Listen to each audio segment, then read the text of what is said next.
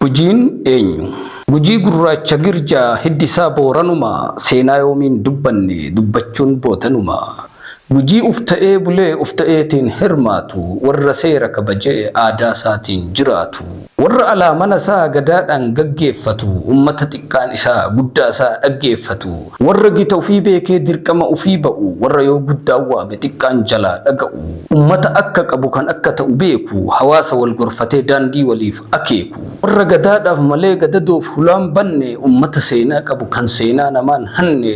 Warra gadadoon beekne kan gadaan kunuunfame ummata hundeen isaa gadaadhaan bu'uurfame. Warra gadaan oomishee gadaadhaan sassaabatu ummata hundeen isaa gadaa irra dhaabbatu. Lafasaa keessi warqii irri immoo bunaaf damma waaqatu isaan badhaase qabeenyaan beekne hamma.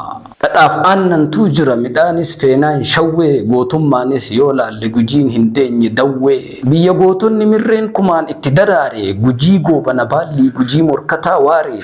Ijoollee dhugoo guyyee kan bariisoo dukkallee gootummaa xulaa duubee yoomiin irraa dubbanne. Goota gaaf lola daaraa lolee diina daaressee Oromoo gammachiisee miqqanyoota qaanessee osoo inni ittiin lolu qawween isaa diimannaan diinilleen burkutaa'ee harooramee diigamnaan injifatamuu diinaa xulaalaalee hubatee gammachuudhaan as butee afamuuzii dhungatee hidhiin isaa gubate. Gujiin akkana qaba akka isaa akkana anaaf seenatu hime kan seniif hime ana. Gujii gurraacha girjaa hiddisaa booranuma seenaa yoomiin dubbanne dubbachuun boodanuma. Biiftuu Foundation Entertainment Galatooma.